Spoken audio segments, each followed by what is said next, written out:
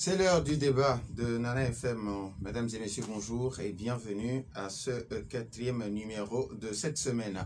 Les contaminations sont en baisse avec 46 cas détectés ces 2 dernières semaines et les cas graves traités au CHU Lomé commune sont au nombre de 3, a indiqué ce mercredi le colonel Mohamed Djibril, responsable de la coordination nationale de la gestion de la riposte de Covid-19 au Togo. Mais il ne faut pas vite se réjouir car le variant Omicron présente un risque très élevé au niveau mondial, a mis en garde l'Organisation mondiale de la santé. Faut-il donc s'alarmer devant le nouveau variant découvert en Afrique du Sud? C'est l'interrogation qui est la nôtre ce matin et pour en parler, je reçois le professeur Salou Mounerou. Il est bactériologue, virologue. Professeur, bonjour.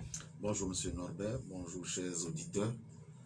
Ces auditeurs ont la possibilité de participer au débat sur la page Facebook de Nana FM à partir de 7h35 sur le 91 09 71 71 ou le 96 61 58 58 avec Stan Teko à la mise en onde. Je m'appelle Norbert Djouradi.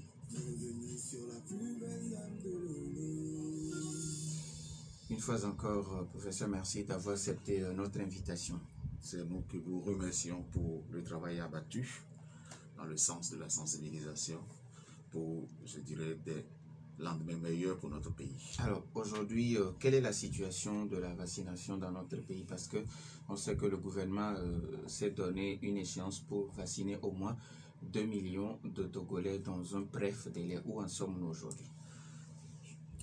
Je ne pourrais vous donner le nombre exact de sujets vaccinés, mais ce que je peux dire dans la phase d'accélération que nous connaissons et avec les rapports au quotidien que le ministère de la Santé partage avec les personnes ressources et les membres du groupe technique sur la vaccination, les choses se déroulent très bien parce qu'on a en moyenne plus de 30 000 Togolais qui sont vaccinés par jour. Pour, je dirais, la dernière journée du 1er hier, pour les chiffres partagés, nous étions à 36 369 vaccinés pour tout le Togo. Juste pour la journée d'hier. Oui. Et la journée du 30, on était à 40 435 vaccinés avec un fort engouement pour nos concitoyens de la région septentrionale du centre. C'est-à-dire on se rend compte que toutes ces personnes qui sont bien éloignées de Lomé sont bien sensibilisées sur la question et adhèrent entièrement à cette vaccination.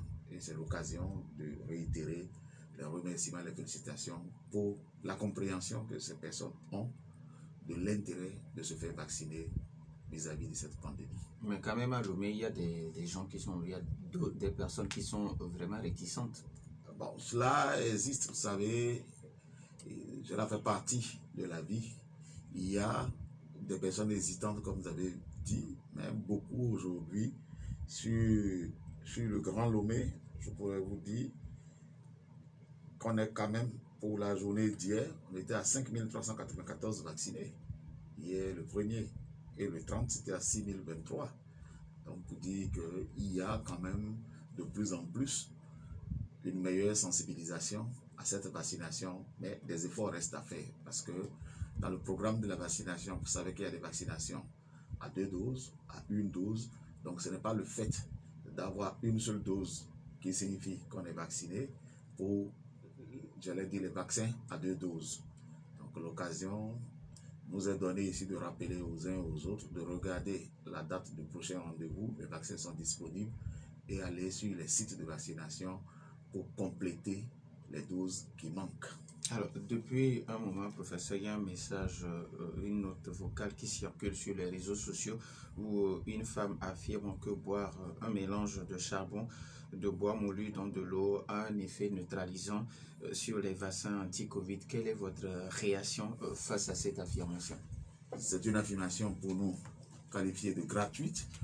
Il faut éviter de tomber dans cette infodémie, comme l'OMS l'a si bien signifié, et éviter également de rentrer dans ce que les psychiatres, les spécialistes des maladies qui touchent au système nerveux appellent le covidisme, où aujourd'hui les médias ont fait que tout le monde est devenu spécialiste de Covid-19 et chacun, où qu'il soit, dit crois que ça fait partie de groupe de personnes qui souffrent de certaines pathologies, qui ont besoin de reconnaissance et qui envoient une information à tout hasard pour vraiment intoxiquer, perturber la quiétude des honnêtes citoyens que nous sommes.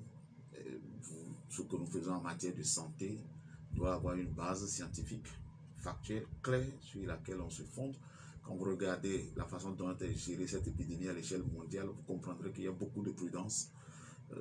Avant de poser un acte, on prend du recul parce qu'il s'agit de l'humain. C'est vrai que dans la médecine traditionnelle, il y a l'empirisme, il y a ce qu'on a vu faire. Le charbon à d'autres fins est utilisé comme antipoison en médecine, mais je ne crois pas que ce soit cela le cas. Sinon, même quand vous regardez, j'allais dire, ce qu'on appelle l'épidémiologie de la maladie, c'est plus au niveau des poumons, dans un premier temps, et donc nous voulons bien comprendre le fondement de cette démarche. Alors, depuis le début de la campagne, quand il y a un décès, on dit tel âge avec des comorbidités et non vacciné. Est-ce à dire qu'il n'y a pas de mort après la vaccination? C'est-à-dire, est-ce qu'il n'y a pas de décès parmi ceux qui se sont fait vacciner? Vous savez, les causes de décès, il faut les élucider. Des fois, on peut avoir recours au médecin légiste pour comprendre ce qui s'est passé. Mais dans le cas d'espèces dans notre pays, il n'a pas été mentionné de décès survenus chez les personnes vaccinées. C'est une bonne chose et quand vous suivez à travers le monde, on vous dira que le vaccin aide à prévenir la survenue de formes graves. Aujourd'hui, nous sommes tous d'accord que je suis vacciné, je peux transmettre la maladie, je peux à nouveau faire la maladie. Est-ce qu'on a constaté toutes ces personnes vaccinées qui ont refait la maladie ont fait des formes frustres, des formes asymptomatiques, ce qui est déjà bien pour nous. Dans vos propos introductifs, vous avez dit au CHL, le mieux commun, pour notre capacité, on n'avait que 3 malades. Et quand c'est comme ça, il y a moins de stress, il y a moins de tension et la probabilité de bien faire est meilleure parce que aussi bien le soignant que le soigné, ils sont dans toute la quiétude. Donc pour nous, pour l'instant en tout cas, les comorbidités dès le début de la pandémie, on vous l'a dit, sont des facteurs qui participent à la sévérité de la maladie chez l'individu qui l'aura contracté. La vaccination vient comme le salut qui aide à diminuer la possibilité de basculer dans le groupe de malades à risque où il y a la détresse respiratoire, où il y a des intubations avec tout ce qu'il y a comme risque d'infection associé aux soins. Alors, depuis quelques jours, on apprend l'apparition d'un nouveau variant Omicron qui suscite beaucoup de craintes un peu partout, même l'OMS qui pense que le risque est très élevé. Alors, et certains pays vont même jusqu'à fermer déjà leurs frontières et certains pays sont sur la liste noire d'autres pays. À ce jour, qu'est-ce qu'on connaît, qu'est-ce qu'on en sait de ce nouveau variant? Pour parler de façon simple, terre à terre, vous avez entendu variant. Ça voudrait dire qu'il y a une variabilité. Ce que nous essayons de rappeler à la population, c'est que le virus, la COVID-19, qui est appelé SARS-CoV-2, est un virus respiratoire. Donc il ne déroge pas à ce qui se passe avec les virus respiratoires. Qui plus est, c'est un virus à ARN, l'acide ribonucléique, qui est moins stable que l'ADN.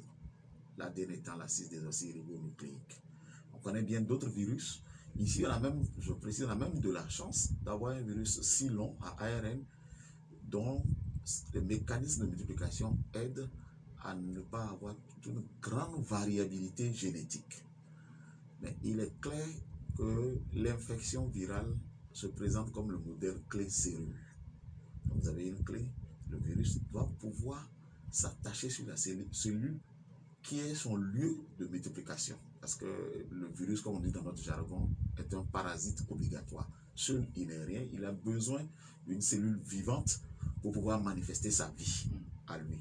Et ici, le variant Omicron est un variant pour lequel la clé du virus connaît une grande série de mutations. Et donc cela inquiète, c'est normal.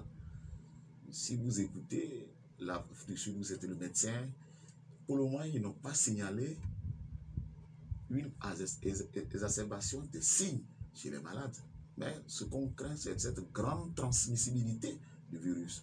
Et si on transmet davantage, on aura plus de chances de tomber sur des individus plus vulnérables, ce qui va nous causer encore plus de problèmes. Mais en même temps, si vous suivez, je crois que le président de la Commission de l'Union africaine a dit pas d'apartheid par rapport à cette maladie, parce que les gens ont commencé à tout fermer. Oui, on a besoin d'être vigilant, on a besoin de renforcer les mesures barrières pour éviter la prévention, parce qu'en général, c'est des variants qui sont plus transmissibles. Et le nom, c'est-à-dire Omicron, il faut qu'on regarde, hein, qu'on a choisi de nommer ce virus ainsi pour éviter la stigmatisation. Parce que vous vous rappelez, au début, on parlait de variants indiens, et c'est là, c'est ce qui reprend. Comme il a été découvert en Afrique du Sud, on est en train de fermer la porte à tous les pays d'Afrique australe. Et c'est pour éviter cela que l'alphabet grec a été choisi pour identifier ces différents virus. On n'aurait même pas pu l'appeler Omicron. Selon l'alphabet grec, c'était la lettre nu. Mais nu, ou la lettre si. Nu, ça fera nouveau, ça pourrait porter à confusion. Et après nu, c'est xi, mais qui correspond au nom du président chinois. Donc, de façon sage, ceux qui font de la taxonomie ont décidé de passer à Omicron. Mais après, ce sera pi, rho, tau, ainsi de suite. Donc, il faut, en pareille circonstance, la première recommandation, c'est de garder son calme. Parce que le stress est un facteur de fragilisation sur le plan immunitaire. Tout le monde s'affole, c'est nouveau. Donnons-nous du recul, mais surveillons. C'est pour cela qu'aujourd'hui, d'ailleurs, il y a des programmes de surveillance. Le Togo est inscrit à ce qu'on appelle l'AfroScreen, qui bientôt va nous permettre de séquencer régulièrement et voir ce que les Sud-Africains ont fait et ont vu que, ben, tiens, et on commence à le détecter un peu partout. Alors, donc, si on doit comprendre, il ne faut pas tout de suite s'alarmer. Il faut être calme, continuer par observer les mesures. Nous avons connu la période du variant Delta, si vous vous rappelez, avec la flambée, mais tout le monde n'a pas été contaminé. C'est vrai qu'on a eu un grand nombre de contaminations. Et donc, ce qu'on se dit aujourd'hui, c'est comment nous faisons pour briser cette chaîne. Que nous sommes en fin d'année, il y aura beaucoup de mouvements festifs et des fois on s'oublie un peu. C'est l'occasion de renouveler la présence de tous ces gestes barrières à respecter, se laver les mains. Si on avait peut-être laissé tomber un peu les choses, nous sommes dans la campagne accélérée de vaccination parce qu'on sait que la vaccination apporte un plus. Mais il n'y a pas que cela, il ne faut pas oublier le respect des mesures barrières, le lavage des mains, la distanciation sociale, la distanciation physique, dans les mariages, dans les baptêmes, le port du masque, du cache-nez, qui sont des mesures qui aident. C'est la combinaison de tous ces moyens qui vont nous permettre, je veux bien le croire, de passer une fin d'année paisible et un début d'année, vous allez dire, sans trop de craintes comme ce que nous avons connu au début 2021. Les auditeurs ont maintenant la possibilité de nous appeler sur le 91 09 71 71 ou le 96 61 58 58 après la pause. Miado Media présente la deuxième édition de GMA, le Miado Magazine Award. Venez vivre la cérémonie de récompense des acteurs people qui ont marqué l'année 2021, ce 10 décembre 2021 à la salle Concorde de l'hôtel de février à partir de 20h. Les Miado Magazine Award, c'est un événement exceptionnel avec des invités spéciaux, des prestations d'artistes locaux, Espoir Takala, Rina, Naïda Sambo, Rimsal, Yaknou, Senza, Kana, Fofo Scarfo, en guest internationaux, Fanico du Bénin, Bloom de la Côte d'Ivoire. Vous aimez Ndoui? Soyez au rendez-vous de cette cérémonie unique aux couleurs miadotiques. Passe 10 000 francs, VIP 25 000 francs. Attention, les places sont limitées. Réservez dès maintenant au 13 87 07 87. Pour plus d'informations, visitez le site www.miadomagazine. Ça c'est worldwide.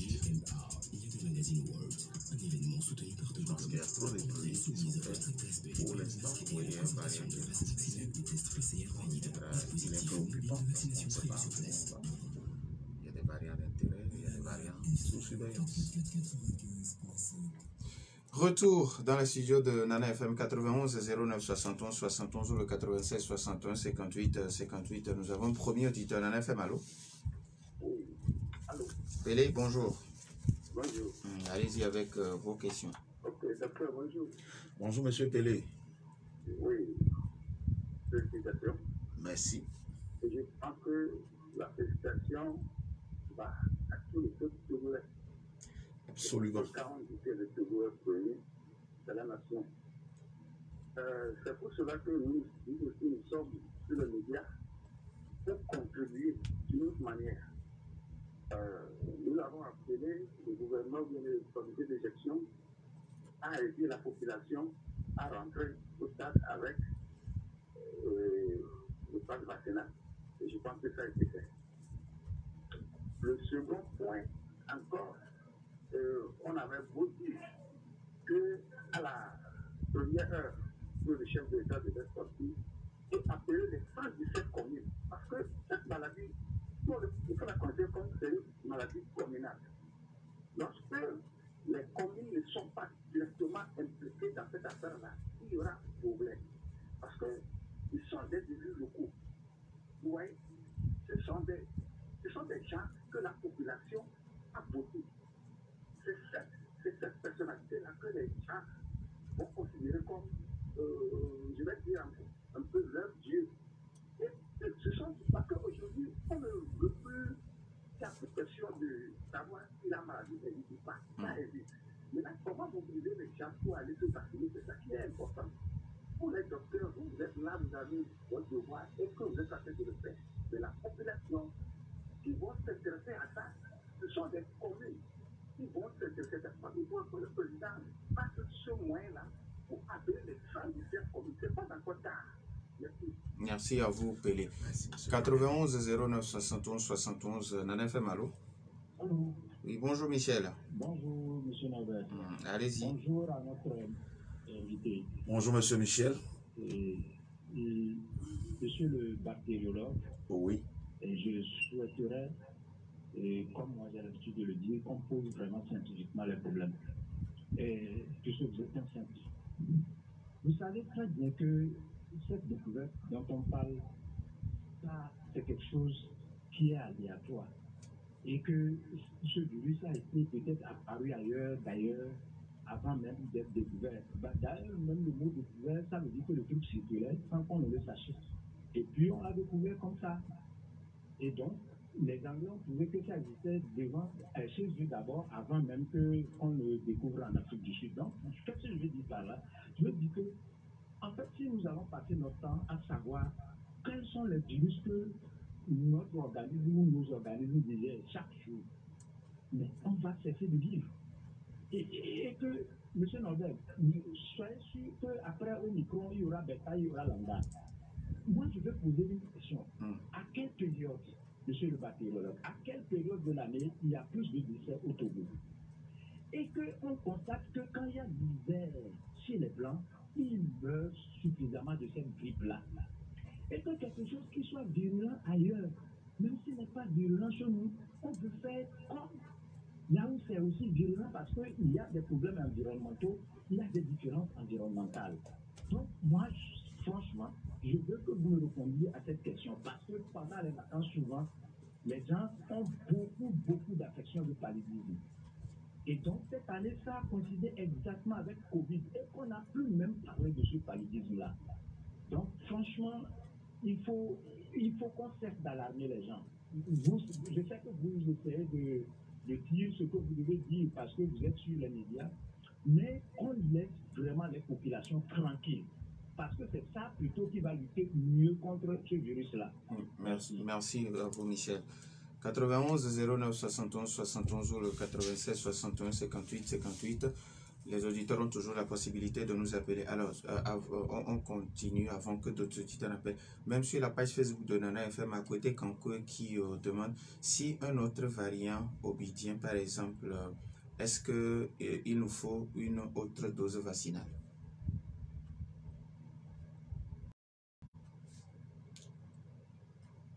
Ok. Nana FM, allô? Oui, allô? Oui, bonjour, Tata Raguel. Oui, bonjour. Bonjour, monsieur le docteur. Bonjour, madame. Oui. Quand est-ce que ce problème va finir? Nous sommes en Afrique. Nous ne sommes pas en Europe. Quand est-ce qu'on sera libre avec cette situation de forme grave, forme grave, forme grave? Donc, on va passer tout le reste de nos vies pour se faire vacciner seulement. On a peur. La peur aussi, ça tue. Ce n'est pas les vaccins qui vont nous tuer maintenant. C'est la peur. On a peur, on a faim. Notre pays est pauvre. On ne trouve pas à manger. On a faim, mais on ne dit rien. Tout le temps, c'est forme grave, forme grave, forme grave. Le pays va faire crise un jour. Merci à Tata Raquel. Est-ce que nous avons un autre auditeur? Nana FM, allô? Oui, l'auditeur est là. Monsieur Garo, bonjour. Monsieur Gallo. Oui, Monsieur Garo, bonjour. Oui, la solution, c'est d'aller se faire vacciner. Il n'y a pas de peur. Le Togo n'est pas le seul pays qui confronte cette maladie. Oui, ce qui se passe dans tout le monde entier. Pourquoi les Togolais réticents d'aller se faire vacciner? Mais maintenant, il n'y a aucune personne qui va dire que c'est pour nous tuer. On regarde ailleurs, on voit tout ce qui se passe. Pourquoi les Togolais sont réticents? Monsieur... Sinon, tout ce qu'on nous apprend. Donc, sinon, nous passons, nous, on n'a pas les moyens maintenant. On peut fabriquer les vaccins tout de suite ici, non? Allô? Nous sommes les jeunes occidentaux, et ce vaccin.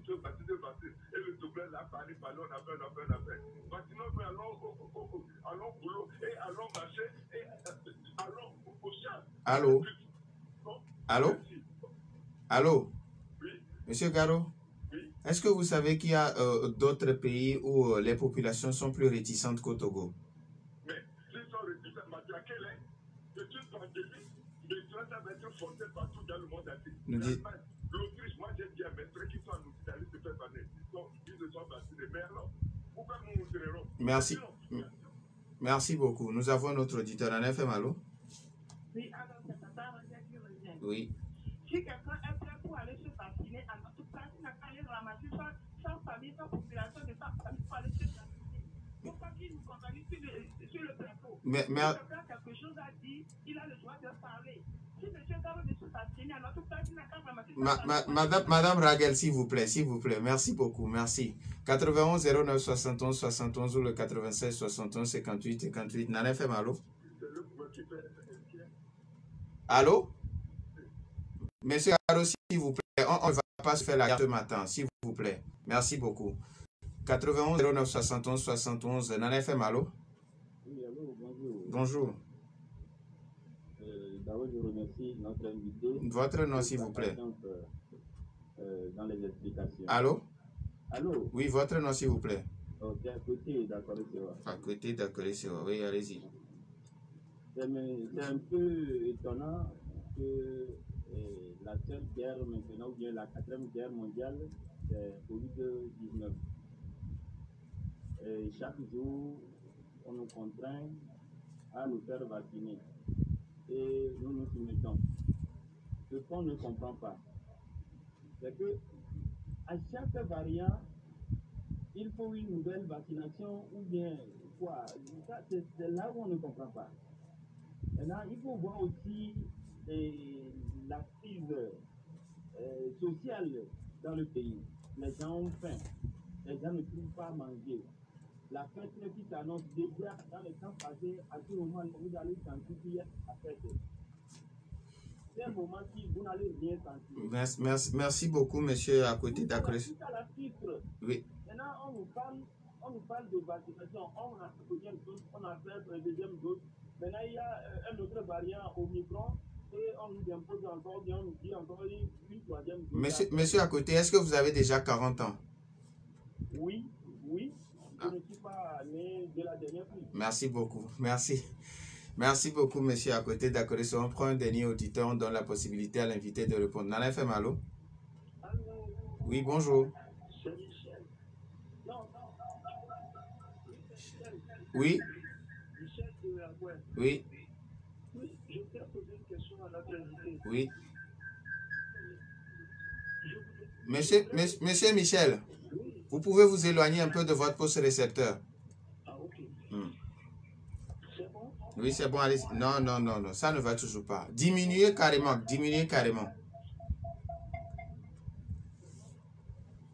Allez-y. Donc, je voudrais demander à votre invité, est-ce qu'il est sûr que le Togo a les moyens, lorsque les variants vont passer d'un type à un autre, où on va changer de vaccin? Maintenant, la deuxième question, c'est que il a dit dans son intervention que les vaccinés ne sont pas morts, aucun mort vacciné. Mais c'est éberluant. Mais c'est incroyable parce que dans la commission, le représentant de la commission avait dit qu'il y avait une dame aussi qui était pourtant vaccinée, mais en est décédée. Et que je lui pose cette question. Si vous êtes bien content, vous circulez, vous faites votre aller-retour, et que vous revenez, et que vous êtes vacciné, et que mal de tête, et vous succombez, ce n'est pas le vaccin qui vous a tué. Mais franchement, c'est hallucinant. Moi, je connais quelqu'un qui allait décider un enseignant. Merci beaucoup, monsieur Michel Dagouet. Stan, on ne prend plus d'appel. Alors, professeur, vous avez suivi avec attention nos auditeurs. On commence avec monsieur Pelé qui demande l'implication des communes et de la préfecture pour une gestion adéquate de la maladie, parce qu'aujourd'hui la COVID-19 est devenue une maladie communautaire. Merci monsieur Norbert. Je voudrais remercier les auditeurs pour l'intérêt. Les différentes questions posées montrent à suffisance la grande complexité qu'il existe dans la compréhension de ce qui se passe à l'heure actuelle au niveau de nos populations. Vous avez le groupe des sceptiques, il y a le groupe de ceux qui comprennent que nous sommes dans une dynamique et que c'est ensemble qu'on devrait passer. C'est comme un examen et réussir cet examen. Et puis, il y a ceux qui mêlent, j'allais dire, leurs ressentiments, leurs émotions personnelles à une réalité que nous vivons. Mais quoi qu'il en soit, il est important de répondre aux différentes préoccupations posées. M. Pelé a fait des commentaires, des suggestions, et même dans la suggestion par rapport à l'adresse à la nation qu'il suggère venant du premier magistrat du pays, je crois qu'au niveau de la riposte, les préfets, qui sont les élus locaux, sont dans cet exercice-là. Et tous les élus locaux sont bien entretenus dans les commissions locales. J'en veux pour preuve lorsque, au niveau de Lomé, lorsque nous avons des réunions, par exemple à l'université, quand il s'était agi de passer la vaccination, mais tous ces maires viennent, et même ces médecins communaux qui viennent des communes, sont ces personnes ressources qui participent aux activités de sensibilisation. À mon humble avis, je pense que cette activité est déjà menée. Mais c'est une suggestion. Et lorsqu'on vient à Michel, pour ce que j'ai noté, mais on s'intéresse. Il y a eu la première partie dans la gestion de cette pandémie à l'échelle mondiale où on était tous au désarroi, tous les avions étaient cloués au sol. Mais il n'y a pas longtemps où l'OMS a même formé, communiqué sur la mise à disposition d'un vaccin pour la lutte contre le paludisme. On continue de travailler dans ce sens. On continue de faire les vaccinations des autres maladies parce qu'on a dit qu'il fallait que la vie reprenne. Mais en ce moment, il y a quand même des priorités. Et donc, priorité 1, priorité 2, 3, ainsi de suite. Hier, c'était la journée mondiale de lutte contre le sida. Et donc, c'est pour ça que je parle de ressentiment. Il n'y a pas que Covid, mais en même temps, c'est quelque chose qui est nouveau. Aujourd'hui, il y a, peut-être on reviendra là-dessus, un auditeur l'a dit, mais la grippe, au début, a tué tant d'individus. Sorti de la Seconde Guerre, la grippe espagnole, mais aujourd'hui, la grippe est devenue presque une maladie banale. Parce que nous disons sur les antennes, il y a des périodes où, mais nous tous, nous éternuons, nous toussons, parce qu'il y a un nouveau variant de ce virus grippal, qui est un virus respiratoire qui circule. Et selon votre degré de protection, vous ferez des formes moins graves que celui qui est totalement naïf. Mais lorsqu'on était en situation vis-à-vis d'un virus qui était vraiment recombinant, nouveau, pour rappeler la grippe aviaire, où on a abattu toutes ces volailles pour éviter qu'il y ait une transmission de l'animal à l'homme, parce que l'homme n'avait aucune prémunition. Donc les choses, je voudrais rappeler, les choses ne sont pas faites au hasard dans le monde. Le Togo n'est pas un pays sur une île à part, mais nous participons au Conseil des Nations et toutes les décisions. Il y a l'OMS, il y a l'Organisation des Nations Unies. Mais à l'échelle régionale, nous avons même pour notre région l'Organisation ouest-africaine de la santé, qui est un peu l'OMS de la CEDEAO. Donc il y a un certain nombre de consultations qui sont faites et le pays est gouverné. On a des dirigeants qu'il faut anticiper. Donc il faut peut-être qu'on revienne à certains fondamentaux, qu'on laisse à chacun de faire ce qu'il sait faire. Lorsque je prends M. Akwete, voilà, ça c'est des questions pertinentes que la population doit savoir. Est-ce que vis-à-vis d'un variant, est-ce qu'il faut une nouvelle dose? Voilà, ça c'est des questions. Et là, quand vous écoutez le fabricant de Moderna, il a dit, il se peut que le vaccin Moderna ne soit pas suffisamment efficace contre le variant qui circule.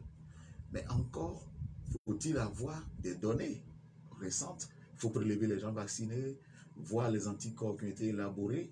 Mais la réponse à la COVID-19 n'est pas seulement, je suis obligé d'être technique, n'est pas seulement une réponse humorale, ce n'est pas seulement la production d'anticorps, mais il y a la production de cellules, des cellules de l'immunité qu'on appelle des cellules mémoire.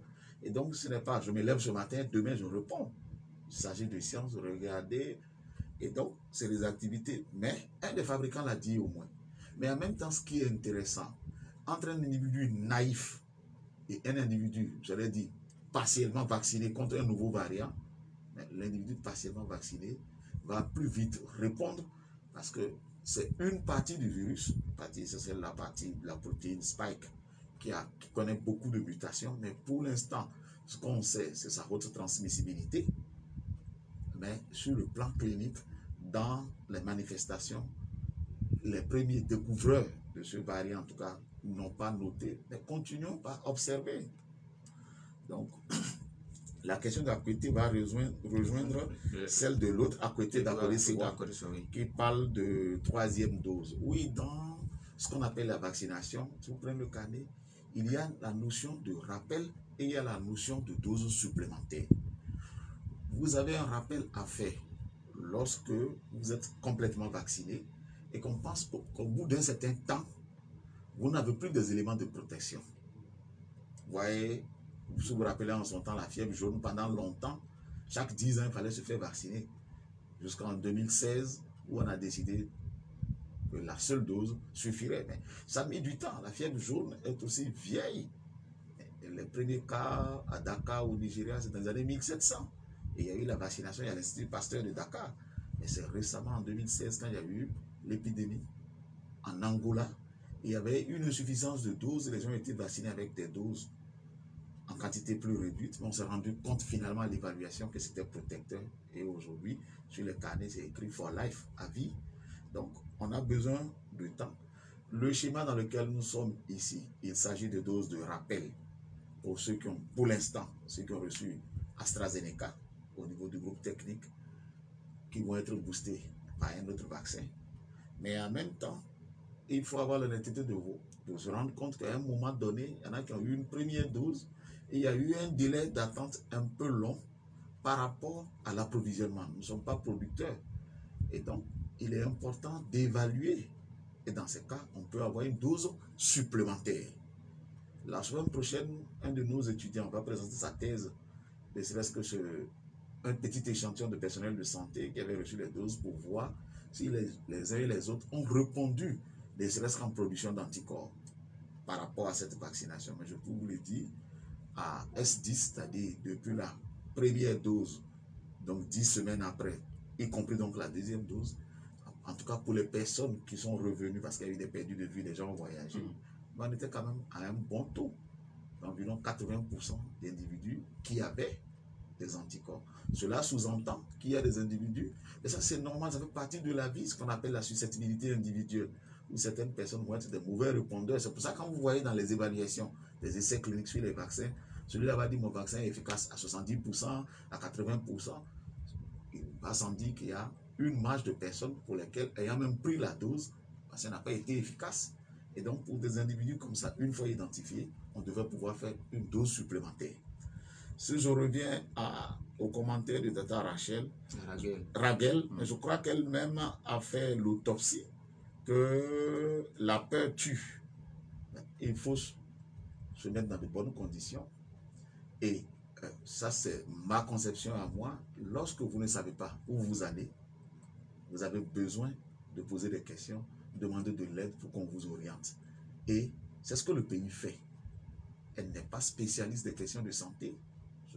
En tout cas, elle ne s'est pas présentée comme telle pour pouvoir juger des décisions qui sont prises. Parce que j'ai vu l'interactivité avec M. Gado, qu'il a dit non, on n'est pas dans cette logique. Nous nous sommes vaccinés depuis le mois de mars. Nous sommes en pleine vie, nous sommes là.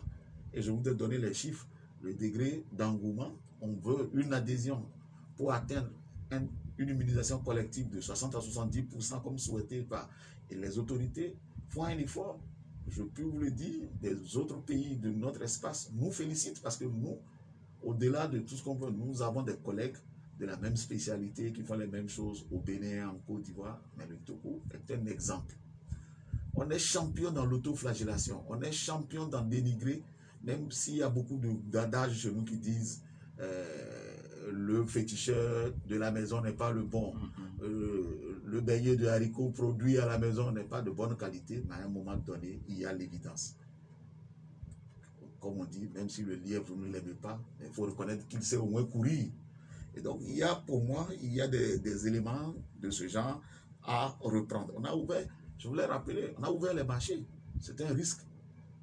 On a fait des lieux cultes, on a ouvert les marchés parce que c'était des espaces ouverts. Et M. Gadou a fait des contributions, je crois, et je pense avoir répondu à la question de M. Akwete d'Akoré-Sewa. Il reste Michel Dagoué sur la possibilité de changement de vaccin. Nous ne produisons pas de vaccins, mais suivons la marche du monde.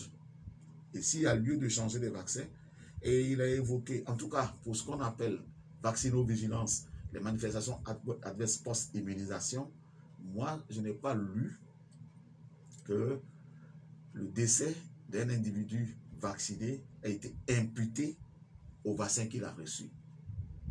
Il y a plusieurs définitions. Si aujourd'hui un individu est tuberculeux, qui prend ses médicaments et qu'il va, et qu'un véhicule le cogne qu'il décède, je vous dis dans la comptabilité des décédés de tuberculose, on va mentionner son nom. Mais pourtant, si nous faisons l'analyse, c'est le véhicule qui l'a cogné, qui l'a emporté. Donc je ne veux pas polémiquer.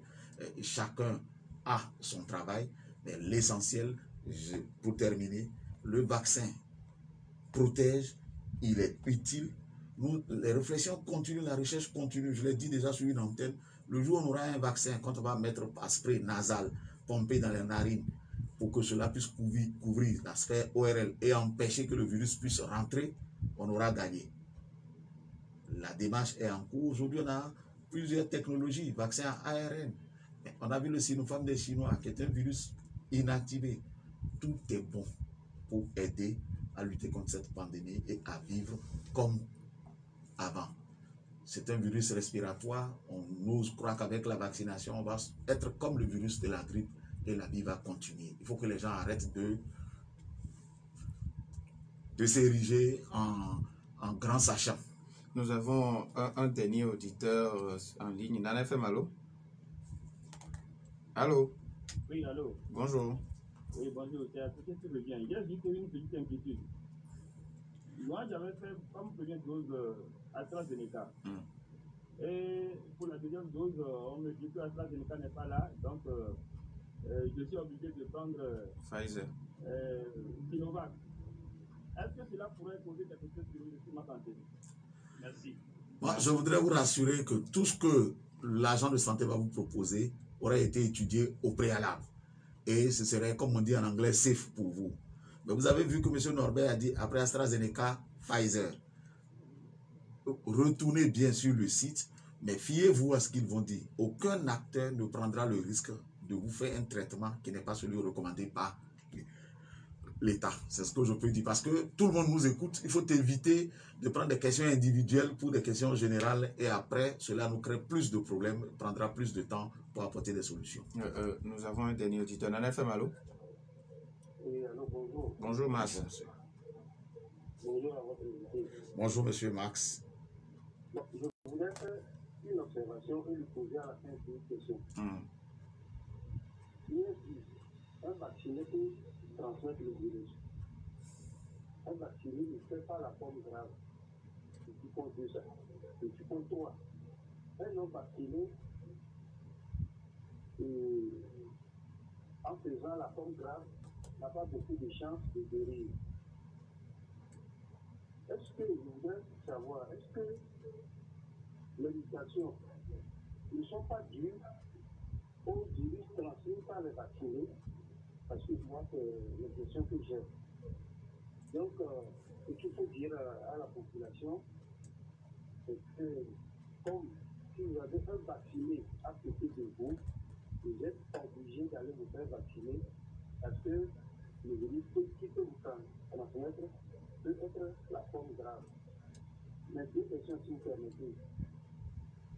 Oui, allez-y. Pour les rappels, est-ce qu'il faut prendre exactement le vaccin qu'on avait pris avant pour les 2 doses, ou on peut prendre le poids lequel?